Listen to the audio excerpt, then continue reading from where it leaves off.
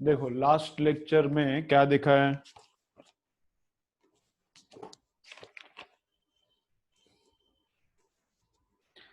Pascal's law and Archimedes principle. ठीक है, तो पास्कल्स लॉ क्या बोलता है? पास्कल्स लॉ क्या बोलता है? Everywhere inside the liquid pressure is same. Pascal's law क्या बोलता है? Everywhere inside the liquid pressure is same if gravity is not present, if gravity is not present। ठीक है,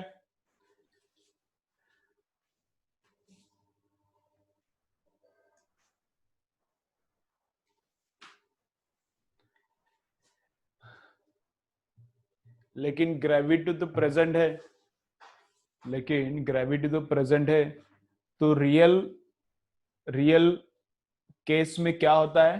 रियल केस में होता है कि क्या pressure at same level is same in the liquid, pressure at same level is the same. ठीक है, okay. Then next क्या हुआ?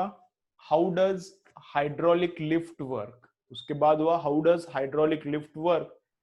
तो एक जगह पे फोर्स कम लगाया तो दूसरे जगह पे फोर्स ज्यादा प्रोड्यूस होता है। एक जगह पे स्मॉल फोर्स अप्लाई किया तो दूसरी जगह पे लार्ज फोर्स प्रोड्यूस होता है। कैसा गया? इधर तो फोर्स स्मॉल था लेकिन एरिया बहुत स्मॉल है, देयरफॉर प्रेशर इज लार्ज। तो इधर का प्रेशर और उधर का प्रेशर सेम रहता है, तो large pressure into large area, यहाँ पे एरिया ज्यादा रखने का, large pressure into large area is large force. ठीक है, अब उसके बाद क्या किया है? उसके बाद आर्किमिडीज प्रिंसिपल।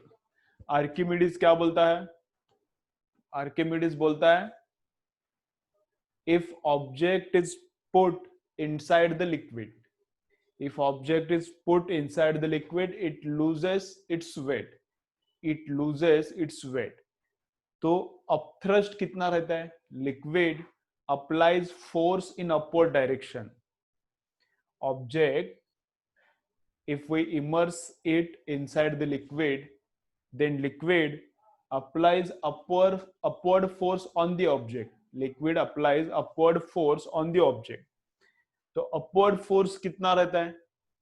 लिक्विड ने अप्लाई किया हुआ अपवर्ड फोर्स कितना रहता है? इतना, rho sorry V sigma into g. V is volume of object which is inside the liquid. अभी पूरा का पूरा ऑब्जेक्ट लिक्विड के अंदर है तो पूरा का पूरा वॉल्यूम आएगा, आधा वॉल्यूम गया है तो आधा वॉल्यूम, तो जितना वॉल्यूम लिक्विड के अंदर है वो इतना वॉल्यूम रहता है। इधर इन लिखा है मैंने, वी इन मतलब V which is inside the liquid. Sigma मतलब क्या है? डेंसिटी है। सिग्मा मतलब क्या है? डेंसिटी है लिक्विड का, जिस लिक्विड में उसको डीप किया है उसका डेंसिटी है।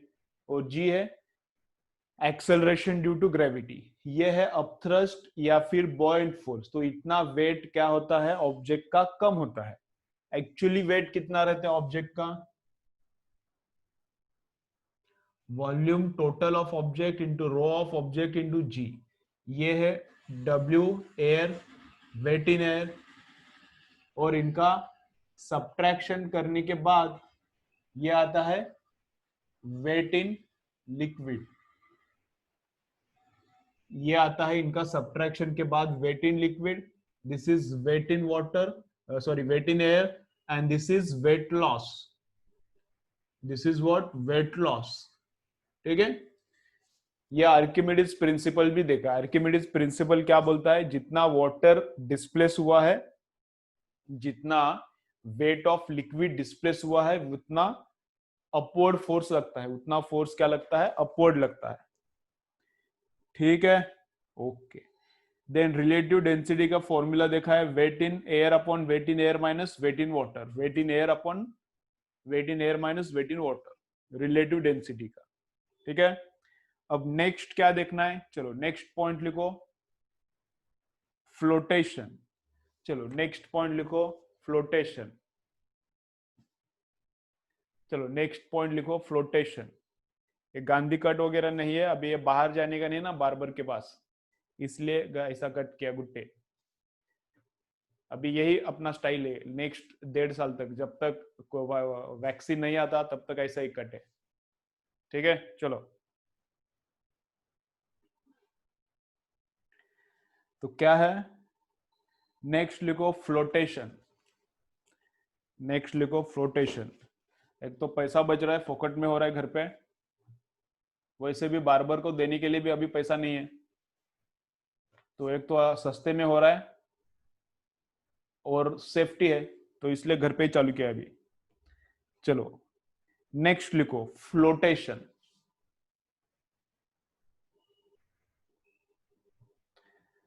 वैक्सीन नहीं आता, 1 साल तो लगता है कम से कम। मेरे बॉडी में इंजेक्ट होने को वैक्सीन कितना साल लगेगा, कम से कम 1.5 साल मेरे बॉडी में इंजेक्ट होने को। मेरे तुम्हारे बॉडी में इंजेक्ट होने को उससे भी ज्यादा टाइम लगेगा। मेरे बॉडी में वैक्सीन इंजेक्ट होने के लिए कितना टाइम लगेगा, आज से कम 1.5 साल। तो तुम्हारे बॉडी में इंजेक्ट होने के लिए उससे ज्यादा, क्योंकि मैं थोड़ा बुढ़ा हूं ना तुमसे, तो पहले बुढ़े को मिलेगा। तो है ना, तो वैक्सीन आने आने के लिए फरवरी मार्च, जनवरी फरवरी मार्च कुछ तो आएगा। तो वैक्सीन आएगा मतलब इमीडिएटली उसका प्रोडक्शन इनफाइनाइट नहीं होता। वैक्सीन का रिसर्च हो गया उसका मतलब उसका प्रोडक्शन इनफाइनाइट नहीं होता। अपना पॉपुलेशन कितना है बोल रहे हो क्या, पॉपुलेशन कितना है, तुम्हारे दादा ने, मेरे दादा ने, उसके दादा ने, ओके, नाना ने मेरे, बहुत मेहनत किया, जिंदगी भर मेहनत किया, 6 बच्चे, 7 बच्चे, 9 बच्चे, 10 बच्चे, 15 बच्चे, 12 बच्चे, तो 130 करोड़ पॉपुलेशन किया इंडिया का, है ना, बहुत मेहनत किया। तो पॉपुलेशन कितना क्या, 130 करोड़, तो 130 करोड़ उतना प्रोडक्शन तो करना पड़ेगा, उतना प्रोडक्शन तो करना पड़ेगा। तो उसके लिए बहुत टाइम लगता है, उसके लिए बहुत टाइम लगता है। हाँ, तो 1.5 साल तक तो अपन को वैक्सीन नहीं मिलता, यंग लोगों को, मतलब मैं अपने आप को यंग समझता हूँ थोड़ा, अभी माफ करो लेकिन यंग समझता हूँ मैं। मेरे को मिलने के लिए 1.5 साल लगेगा, और तुम तो मेरे से भी यंगर हो, तो तुमको तो बहुत टाइम लगेगा और। ठीक है चलो। चलो क्या बोल रहा है, बारूद नहीं का क्या बोल रहा है कि, चलो आगे चलेंगे। ठीक है ओके। तो और ये न्यूज चैनल पे आता है वैक्सीन बन गया, रशिया का बन गया, इसका बन गया, उसका बन गया, ये इसका कुछ फालतू न्यूज चैनल है, बकवास करते हैं। एक ही न्यूज चैनल अच्छा है, एनडीटीवी, बाकी सब बकवास न्यूज चैनल है। चलो इधर देखो, बाकी कुछ भी बोलते हैं, राफाल आया तो राफाल राफाल राफाल करते हैं, 5 राफाल आया है। अपने एक प्लेन के लिए चाइना के पास कितना प्लेन है, 7 प्लेन है। अपना इंडिया का एक प्लेन है फाइटर प्लेन, तो उसके लिए चाइना के पास कितने फाइटर प्लेन है, 7 फाइटर प्लेन है। तो एक रफाल भी होगा, तो एक रफाल को 2 प्लेन उधर का नॉर्मल भी रहेगा तो न्यूट्रलाइज करता है। तो 5 रफाल दिन भर बोलता है, रफाल रफाल रफाल रफाल, तो कुछ बकवास चैनल है, कुछ नहीं। चलो देखो इधर, बकवास करता है दिन भर। तो वो न्यूज चैनल पे बोलते हैं कि वैक्सीन आ गया, वैक्सीन आ गया, ऐसा 10 बार बोला आज तक, ऐसा 10 बार बोला ना, वैक्सीन आ गया, वैक्सीन आ गया। तो वैक्सीन तो नहीं आया अब तक, रशिया का आया, वो टेस्ट वेस्ट कुछ नहीं हुआ उस पर, डायरेक्ट दे रहे, वो वैक्सीन देने के बाद ही 10-15 लोग मर जाएंगे। तो उधर कोई देखता नहीं, डिक्टेटरशिप है उधर, पुतिन ही है, 20 साल, लास्ट 20 साल से अकेला पुतिन प्रेसिडेंट है। और इसके बाद भी कुछ तो अभी 2035 तक उसने टर्म एक्सटेंड किया, अभी उधर वो डिक्टेटरशिप है, तो उधर कुछ भी लोग मर गए तो भी कोई देखता नहीं। ओके, तो कुछ नहीं आया वैक्सीन, टाइम लगेगा, और आया आ कब सकता है, उसके बाद भी प्रोडक्शन के लिए बहुत टाइम लगता है। तो टेंशन मत लो, वैक्सीन नहीं आने वाला, अपन को नेचुरली वैक्सीन मिलने वाला है। कोरोना होने वाला है, कोरोना होने के बाद 2-3 साल तक नहीं होता वापस, ऐसा थोड़ा रिसर्च आया अभी अभी, तो होएगा, तो वही अपना नेचुरल वैक्सीन है। ओके चलो।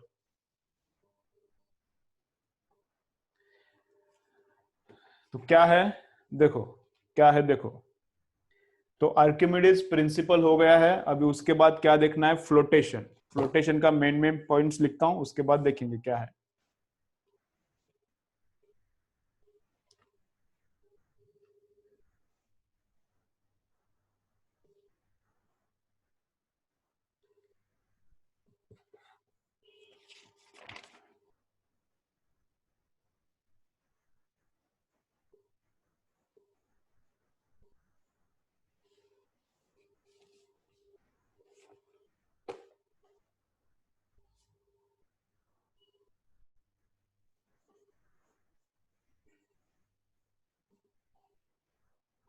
ठीक है, चलो एकदम सिंपल सिंपल है, कुछ नहीं है। ये जो कल हुआ था आर्किमिडीज प्रिंसिपल वही इंपॉर्टेंट है। ये जो कल हुआ था आर्किमिडीज प्रिंसिपल वही इंपॉर्टेंट है। जो ये बता रहा हूं अभी अभी जो बता रहा हूं वो एकदम सिंपल सिंपल है, इस पे ही डिपेंडेंट है। ठीक है, तो बॉडी कब फ्लोट होगा? एक बॉडी है और लिक्विड पे हमने छोड़ दिया, लिक्विड है, एक बॉडी लिया, सॉलिड लिक्विड पे छोड़ दिया, तब वो फ्लोट कब होता है? तब फ्लोट होने के लिए क्या लगता है? बॉडी का डेंसिटी लिक्विड के डेंसिटी से क्या चाहिए? कम। बॉडी का डेंसिटी लिक्विड के डेंसिटी से क्या चाहिए? कम चाहिए। बॉडी का डेंसिटी बोल रहा हूं मैं, सब्सटेंस का नहीं। सब्सटेंस का ज्यादा हो सकता है डेंसिटी, बॉडी का कम हो सकता है, समझ रहे हैं ना? सब्सटेंस का डेंसिटी ज्यादा हो सकता है लेकिन बॉडी का कम हो सकता है। जैसे कि समझो मैंने क्या किया, आयरन का बॉल किया, आयरन का बॉल लेकिन सॉलिड नहीं है, होलो है। मैंने क्या किया, आयरन का बॉल किया, लेकिन आयरन का बॉल क्या है? सॉलिड नहीं, होलो है। तो ऐसा वाला अगर आयरन का बॉल है, अंदर से फुल भरा हुआ है, अगर ऐसा वाला आयरन का बॉल है अंदर से फुल भरा हुआ है, तो इसका डेंसिटी तो ज्यादा रहेगा, 7000 के आसपास हो सकता है, 7000 8000 के आसपास रहेगा, 8000 किलोग्राम पर मीटर क्यूब। ठीक है ना? अगर ऐसा आयरन का बॉल है सॉलिड, तो अगर ये हम लोगों ने वाटर पे रख दिया तो वाटर के अंदर चला जाएगा। अगर ये हमने वाटर के ऊपर रख दिया तो ये वाटर के अंदर चला जाएगा। क्यों? क्योंकि इसका डेंसिटी मोर है कंपेयर टू वाटर। लेकिन इसको मैंने होलो बनाया, यही आयरन का बॉल है लेकिन उसको मैंने होलो बनाया, अंदर कुछ मटेरियल है ही नहीं, बस बाहर एक मेटल का शीट है, वो मेटल के शीट से स्पीयर बना दिया। अभी इसके अंदर कुछ है ही नहीं, तो इसका बॉडी डेंसिटी क्या हो गया? इसका बॉडी का डेंसिटी, ये बॉडी का डेंसिटी मैंने बताया, बॉडी का डेंसिटी मतलब ये बॉडी का मास डिवाइडेड बाय बॉडी का वॉल्यूम। तो मास तो बहुत कम हो गया कंपेयर टू दिस स्फीयर। इसका अंदर का पूरा मटेरियल निकाल दिया तो इसका मास तो बहुत कम हो गया, लेकिन वॉल्यूम इसका और इसका क्या है? सेम है। तो वॉल्यूम सेम है और मटेरियल कम हुआ तो डेंसिटी बहुत कम होता है। अब ये वाला डेंसिटी समझो 200 है, 300 है, 400 है, तो this density is smaller than density of water, this density is smaller than density of water. ठीक है, तो ये वाला फ्लोट करेगा, ये वाला वाटर पे फ्लोट नहीं करेगा, समझ रहा है? ये लिक्विड पे फ्लोट करेगा, ये लिक्विड पे फ्लोट नहीं करेगा। ठीक है, अगर दोनों का डेंसिटी सेम है, दोनों का डेंसिटी सेम है तो क्या होगा? डेंसिटी कम है तो फ्लोट होगा, डेंसिटी मोर है तो बॉटम पे जाएगा, ये वाला लिक्विड के बॉटम पे जाएगा, ये वाला लिक्विड के सरफेस पे रहेगा। अगर डेंसिटी सेम है, समझो इधर लिक्विड है, इधर लिक्विड है और इधर ये स्फीयर डाला, कितना? इसका डेंसिटी भी 1000 है और ये जो लिक्विड है मतलब वाटर है, इसका भी डेंसिटी 1000 ही है, किलोग्राम पर मीटर क्यूब, इसका भी उतना ही, किलोग्राम पर मीटर क्यूब। तो ये वाला स्फीयर किधर है?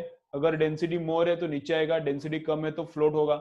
अगर डेंसिटी सेम है तो फिर किधर भी रैंडमली रहेगा, कभी इधर रहेगा, कभी बीच में रहेगा, कभी ऊपर रहेगा, किधर भी रह सकता है, ऐसा है।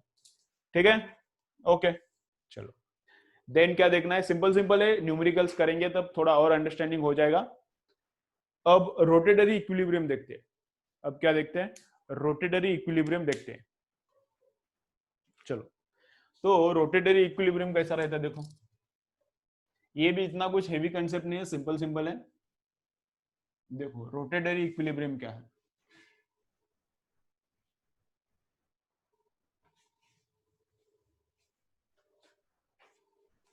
क्या डाउट क्या बोल रहा है? Gauge and absolute pressure, absolute pressure मतलब P atmospheric plus rho g H,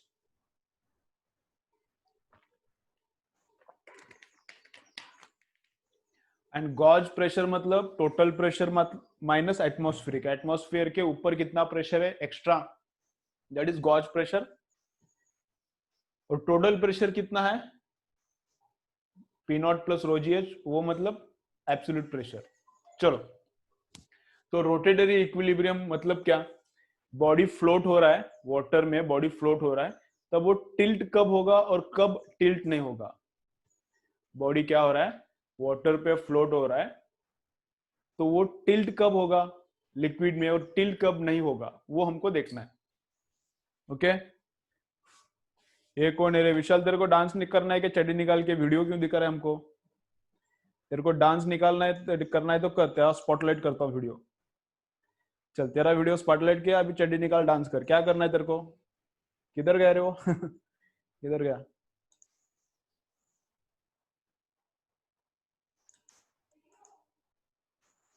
चलो ठीक है, नो प्रॉब्लम, नो प्रॉब्लम।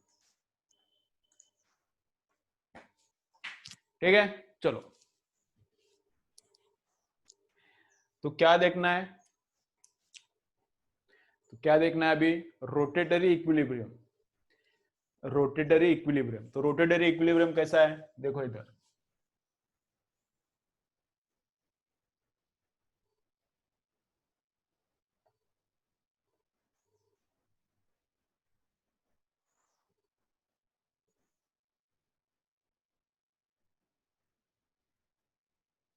तो देखो कैसा कैसा है।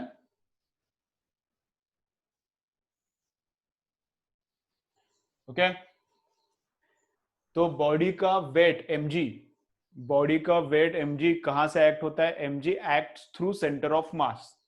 एक्चुअली सेंटर ऑफ ग्रेविटी से एक्ट होता है, लेकिन सेंटर ऑफ ग्रेविटी और सेंटर ऑफ मास सेम ही रहता है हर एक पॉइंट पे। ये जो बॉडी है उसके हर एक पॉइंट पे एक्सेलरेशन ड्यू टू ग्रेविटी अगर सेम है तो centre of mass and centre of gravity same है। तो इधर एक्सेलरेशन ड्यू टू ग्रेविटी 9.8 है, तो इधर एक्सेलरेशन ड्यू टू ग्रेविटी का 9 हो जाएगा, कम हो जाएगा? नहीं, इधर इधर से हम लोग 10-15 किलोमीटर ऊपर जाएंगे तो भी एक्सेलरेशन ड्यू टू ग्रेविटी कुछ ज्यादा चेंज नहीं होता। इधर अर्थ पे 9.8 है, तो 5 किलोमीटर 10 किलोमीटर ऊपर भी कितना है, ऑलमोस्ट 9.8 ही रहता है। तो इधर इधर हर एक पॉइंट पे ये कितना, इतना बॉडी रहेगा। तो उस पे तो जी हर जगह पे सेम रहता है, जी सेम है तो centre of gravity and centre of mass क्या रहता है, सेम। ओके, रोटेशनल मोशन में लिख के दिया है, तो centre of gravity and centre of mass क्या रहता है, सेम। ठीक है, ओके। तो ये जो बॉडी है, ये जो बॉडी है इसका सेंटर ऑफ मास अभी किधर रहेगा, समझो इधर रहेगा। तो इधर है अपना centre of gravity, centre of gravity है, दोनों सेम ही है। सेंटर ऑफ मास बोला और ग्रेविटी बोला तो टेंशन मतलब दोनों सेम ही है। तो इधर से ग्रेविटी, इधर से mg फोर्स एक्ट करता है, तो इसको ग्रेविटी नीचे पुल कर रहा है, ग्रेविटी इसको नीचे यहां से पुल कर रहा है। ठीक है, ओके। और ये जो अंदर वाटर के अंदर बॉडी है, ये इधर से नीचे जो लिक्विड के अंदर बॉडी है उसका जो सेंटर ऑफ मास रहता है वहां पर एक्ट करता है buoyant force. Buoyant force of thrust, जो लिक्विड, ये जो लिक्विड इस ऑब्जेक्ट पे अपवर्ड डायरेक्शन में फोर्स लगा रहा है वो किधर लगता है? ये जो लिक्विड है इस ऑब्जेक्ट पे ऊपर की डायरेक्शन में फोर्स लगाता है, ठीक है, वो किधर लगता है? That force, that force acts on the centre of gravity of submerged part. ये जो पार्ट अंदर वाटर के अंदर है इसका सेंटर ऑफ ग्रेविटी पे वो वाला फोर्स एक्ट करता है। तो ये जो अंदर का पार्ट है इसका सेंटर ऑफ ग्रेविटी किधर रहेगा, इधर। ठीक है, तो ये लिक्विड जो फोर्स लगाता है और यहाँ पे वो अपवर्ड लगाता है, ग्रेविटी जो फोर्स लगाता है और यहाँ पे डाउनवर्ड लगाता है। तो ये डाउनवर्ड और अपवर्ड इक्वल है, इसलिए बॉडी फ्लोट हो रहा है। ये डाउनवर्ड और अपवर्ड क्या है, इक्वल है, इसलिए बॉडी क्या हो रहा है, फ्लोट हो रहा है। ठीक है, ओके। अब नेक्स्ट क्या देखना है, इसको हम लोग बोलते हैं जी और इसको बोलते हैं बी। ये बॉयंट फोर्स यहाँ पे एक्ट करता है, ग्रेविटी इधर एक्ट करता है, इसलिए जी। ठीक है, अब रोटेटरी इक्विलिब्रियम, इसको टिल्ट किया तो क्या होने वाला है, इसको टिल्ट किया तो, इसको थोड़ा टिल्ट किया तो पूरा का पूरा ये सो जाएगा, क्या टिल्ट किया तो वापस इधर आ जाएगा, क्या होगा वो अभी देखना है, क्या होगा वो अभी देखना है। ठीक है, सिंपल है।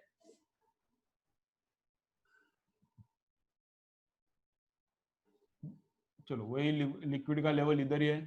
ठीक है, इसको टिल्ट किया,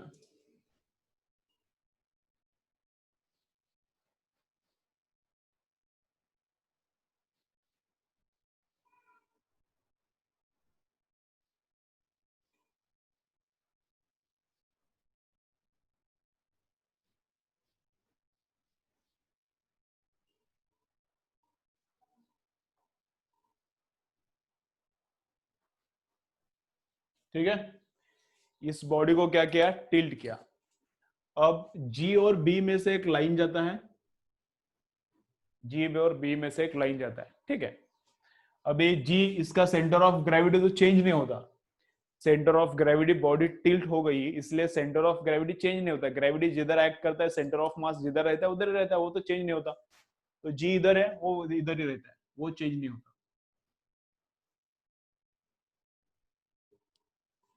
ठीक है, ऐसा। तो इधर क्या एक्ट करता है, इधर एक्ट करता है ग्रेविटी, ये पुराना पॉइंट है, यहां पर बुओयंट फोर्स एक्ट करता था, अभी नहीं करेगा, ये पुराना पॉइंट है B. upward thrust, buoyant force was acting on this point in upward direction, buoyant force was acting on this point at this point in upward direction, ठीक है। तो पुराना पॉइंट है, उसका कुछ अभी काम नहीं है, वहां पे कुछ फोर्स वगैरह एक्ट नहीं कर रहा। तो इन दोनों में से जो लाइन जाता है वो ऐसा जाता है, डॉटेड लाइन है, ठीक है, ओके।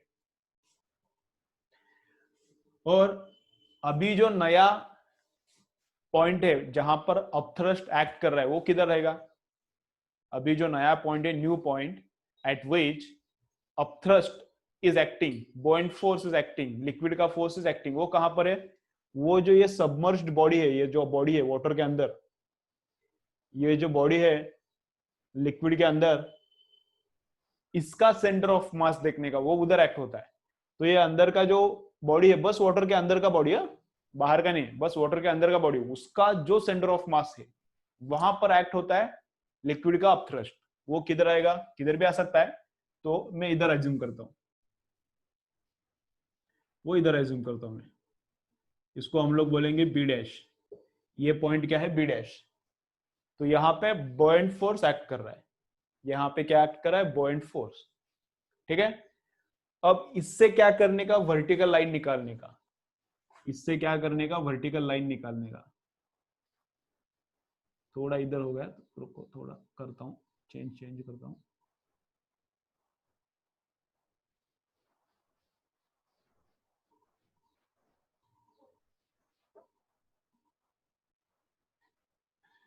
तो ये अब का वर्टिकल लाइन और पुराना वर्टिकल लाइन, पुराना लाइन जो बी और जी में से जाता था वो अभी टिल्ट हो गया, और अभी नया वर्टिकल लाइन, दोनों जहां पर इंटरसेक्ट करता है, दोनों जहां पर इंटरसेक्ट करता है उसको बोलते हैं एम, उसको बोलते हैं एम।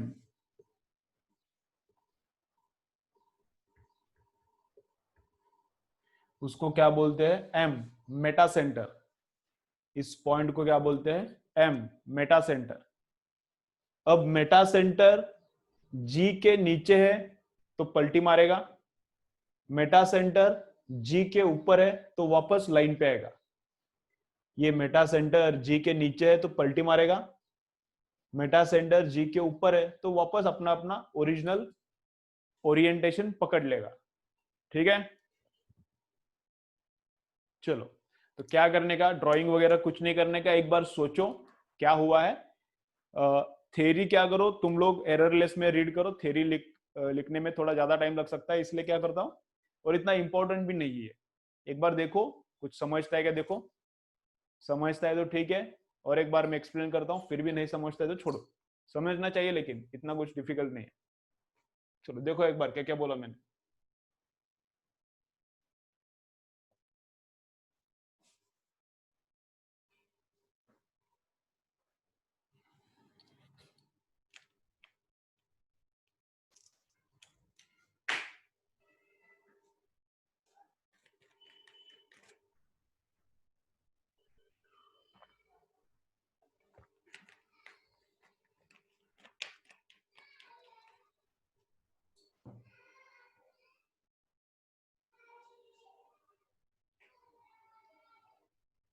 ओके, चलो देखो, वापस एक बार मैं बोलता हूँ, देखो मैं एक बार रिपीट करता हूँ, देखो क्या है, इधर क्या है, इधर ग्रेविटी डाउनवर्ड एक्ट करता है, इधर ग्रेविटी डाउनवर्ड एक्ट करता है। एक पॉइंट लिख के ले लो, वो क्या है, यहां पर एररलेस में नहीं दिया अच्छे से, तो वो एक ही पॉइंट लिख के ले लो, लिखो क्या,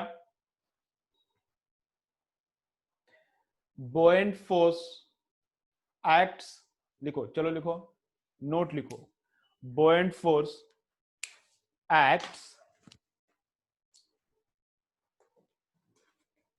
buoyant force acts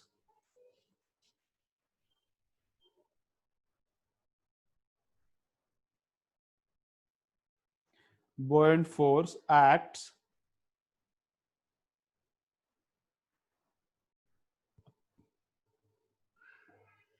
at center of gravity of, buoyant force acts at center of gravity of submerged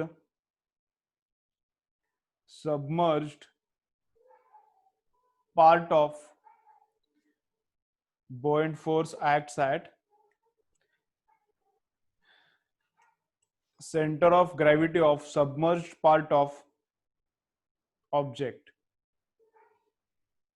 Buoyant force acts at center of gravity of submerged part of object. ठीक है, चलो तो सेंटर ऑफ ग्रेविटी पूरा object का इधर है, tilt होने के बाद भी उधर ही रहेगा, उसमें कोई प्रॉब्लम नहीं है। तो यहाँ पे ग्रेविटी डाउनवर्ड एक्ट कर रहा है, इधर बुओयंट फोर्स अपवर्ड एक्ट कर रहा है, तो दोनों कैंसिल हो जाएगा, तो इसलिए ये फ्लोट करेगा। रोटेशन होगा क्या, टॉर्क है क्या, देखो ये डाउनवर्ड है, ये बराबर अपवर्ड है, तो रोटेट होगा क्या, नहीं। पेन को मैंने नीचे से ऊपर दबाया और ऊपर से नीचे दबाया, तो रोटेट होगा क्या, नहीं होता। ऐसा थोड़ा भी टिल्ट हो जाएगा पेन, और इसको मैं ऊपर उठाने का ट्राई करूंगा और इसको मैं नीचे दबाने का ट्राई करूंगा, तो ये ऐसा उल्टा घूमेगा, समझ रहे हैं ना। लेकिन एग्जैक्टली वर्टिकल है तो इसको ऊपर पुश करो, इसको नीचे पुश करो, रोटेशन नहीं होगा, रोटेशन नहीं होगा। ठीक है, चलो तो इधर रोटेशन नहीं है, थोड़ा टिल्ट होने के बाद क्या हुआ, ये पुराना बी है, अभी नया बी इधर है, उसको हमने नाम दिया है बी डैश। इधर से क्या हो रहा है, अभी लिक्विड का अपथ्रस्ट, इधर से अभी लिक्विड का अपथ्रस्ट ऊपर की डायरेक्शन में एक्ट हो रहा है। ये पॉइंट क्या है, ये जो सबमर्ज्ड पार्ट है ऑब्जेक्ट का, जो वाटर के अंदर लिक्विड के अंदर पार्ट है, उसका ये सेंटर ऑफ ग्रेविटी रहता है, वहां से ऊपर अपथ्रस्ट एक्ट करता है। ठीक है, तो ये अपथ्रस्ट ऐसा जा रहा है और ये अपथ्रस्ट कैसा जा रहा है, इधर से ऊपर, और ग्रेविटेशनल फोर्स इधर से नीचे, तो ऑब्वियसली ऐसा नीचे टिल्ट होगा, ऑब्वियसली ऐसा नीचे टिल्ट होगा, समझ रहे हैं ना। तो क्या बोलते हैं, meta centre if it is below G then tilt होगा। अगर ये वाला पॉइंट इधर रहता है, ये जो ग्रेविटी का पॉइंट है इसके इधर रहता है, लेफ्ट राइट को, ये जो सेंटर ऑफ मास का पॉइंट है उसके अगर लेफ्ट को रहता है ये वाला पॉइंट, तो ये ऊपर जाएगा, ये नीचे, तो ऐसा टिल्ट होगा, वापस जगह पर आएगा। तो क्या बोलते हैं, मेटा सेंटर मतलब क्या है, meta centre is intersection of original vertical line and new vertical line. Meta centre is intersection of original vertical line and new vertical line. Meta centre G के नीचे है तो टिल्ट होगा, मेटा सेंटर जी के ऊपर है तो tilt नहीं होगा, वापस अपनी जगह पर आएगा। ठीक है, चलो इंपॉर्टेंट पॉइंट क्या है जो एररलेस में मेंशन नहीं किया, upthrust acts at centre of gravity, upthrust acts at centre of gravity of submerged part, of submerged part. ठीक है, ओके चलो एक बार बंद करके स्टार्ट करो, फिर न्यूमेरिकल स्टार्ट करते हैं। थ्योरी कहां तक रीड करने का, streamline laminar flow and turbulent flow, streamline laminar flow and turbulent flow, उसके पहले का, before streamline laminar and turbulent flow, सब थ्योरी रीड करने का, और न्यूमेरिकल्स फर्स्ट बीट और सेकंड बीट दोनों सॉल्व करने का। आज देखते हैं सेकंड बीट कितना होता है, चालू करते हैं। ओके चलो वापस एक बार ज्वाइन हो जाओ।